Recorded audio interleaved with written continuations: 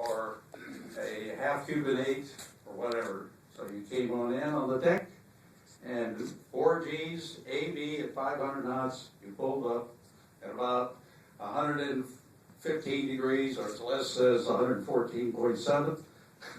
The bomb would go straight up. You would pull down to just below the horizon, 10 degrees, roll out an afterburner, and do your escape maneuver. And that was the delivery you did. And the bomb would go up, and it could be set for an impact on the ground, or it's set up to blow up maybe 2,000 feet above the surface. But anyway, I will explain the labs maneuver now. Les made up a slideshow that basically when he was at Misawa in Japan, they sat alert in Korea, and he put up this slideshow together. It's got a lot of historic value to it.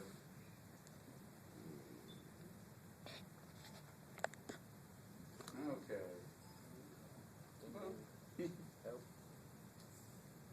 Maybe I had it upside down. Okay, here we go.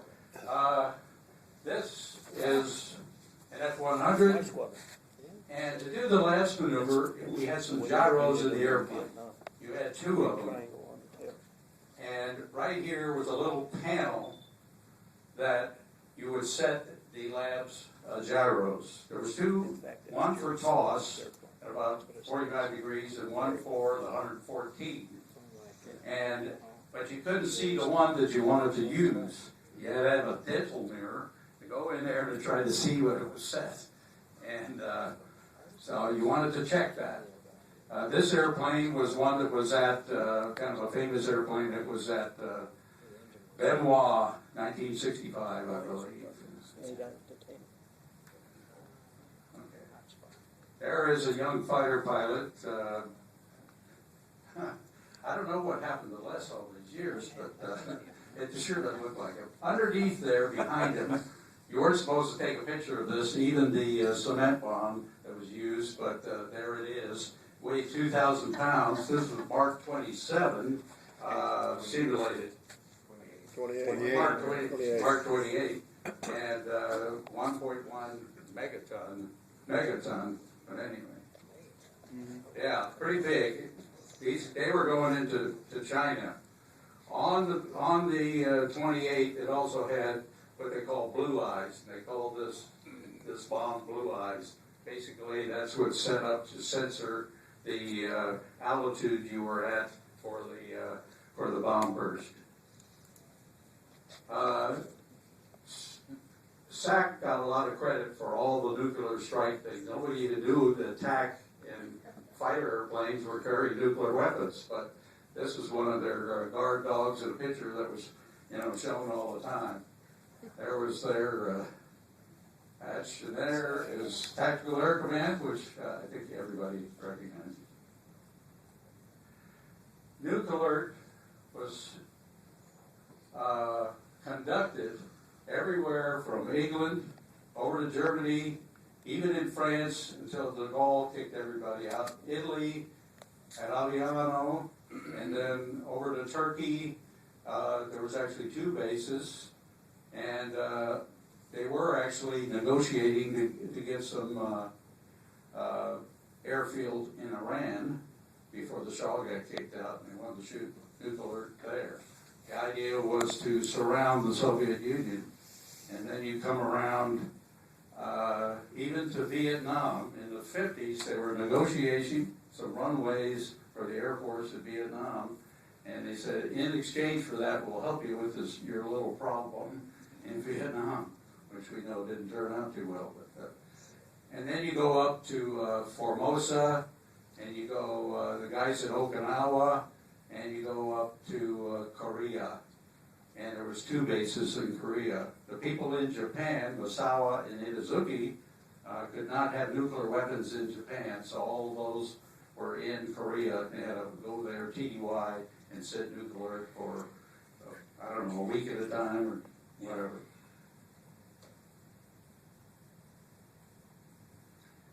Here's just another big map going around showing what I was talking about, circling China here with Taipei and all the way out to Korea, Okinawa.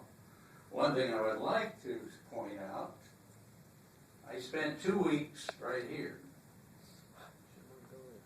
in Mongolia.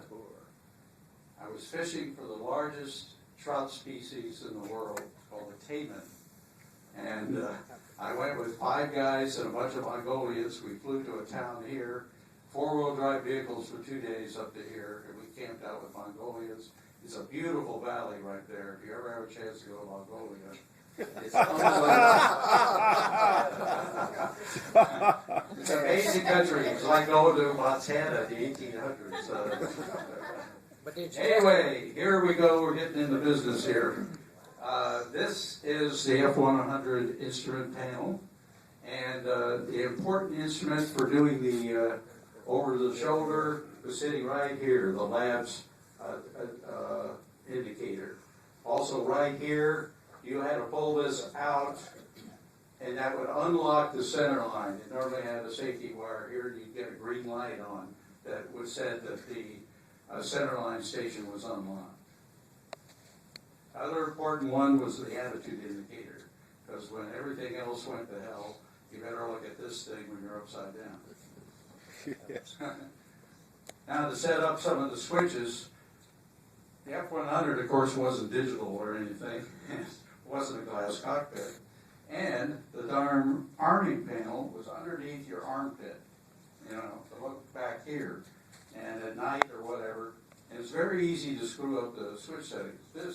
This was the nuclear DCU-9A, and you would have to take this switch here, move it to safe, move this over, and then put it up to whatever your target said, either a ground burst or air burst. And then you had to set this, and like I said, there was 2 gyros, and I saw guys screw this up. You had to move it over to labs alternate, which was the over-the-shoulder, 114 degrees. You put it in this beauty, bomb would come off somewhere in a toss angle, maybe 30, 45 degrees, whatever was set. And one time we were at Konya Range in Turkey with the big cement bombs, and I think he set it, not me, but at the wrong switch setting there, and we never found the bomb. 2,000 pounds somewhere in Turkey. They would go a long way. Yeah, they would go a long ways, like you said. Anyway, this, what? The 25-pound bomb would go. Okay, you'd have to also set the switch here, like Les was pointing out, to special stores. So you had a lot of things to turn on. So a lot of guys, as soon as you got airborne, you were starting to flip switches because when you're running in and trying to navigate or whatever. Now, can you imagine when you got low level, you had to have your eye patch on, because if there was a nuclear explosion somewhere in front of you and you lost the vision in that eye, you moved the patch over to the other eye. Okay, hopefully there wasn't another one. But have you ever tried to manually fly low level, 500 feet below that, with an eye patch on? I'll tell you, you don't have any depth perception. I tried it once, and that was enough. But some on, they came out with glass shields on airplanes, so you could pull a curtain across. You couldn't even see out, aluminum type of thing. Anyway, moving on. We talked about that. Okay, this is the throttle for.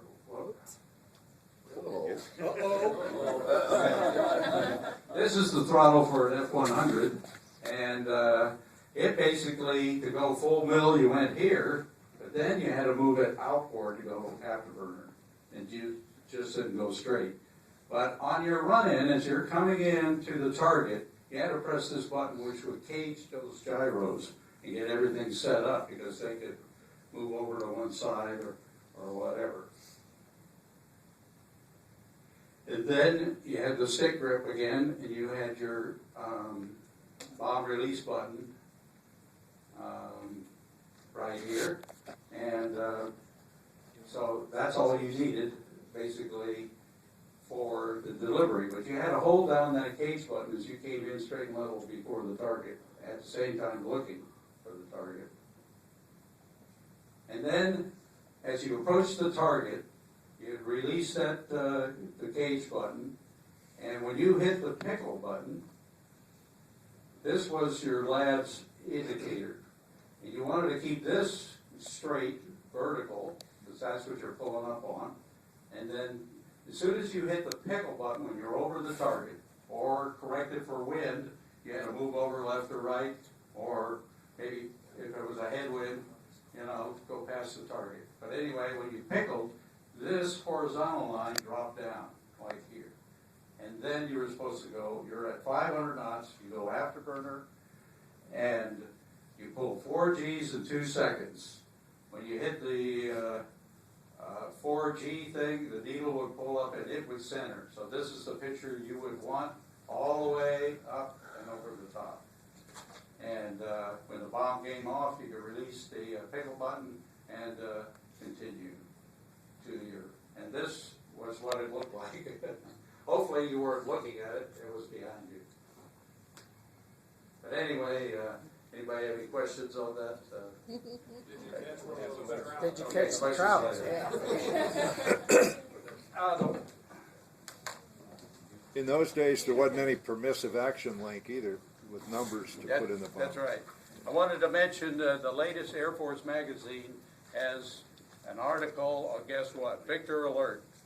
And Tony McPeak has a big thing in there talking about his experience, 1962, with the eye patch and everything else.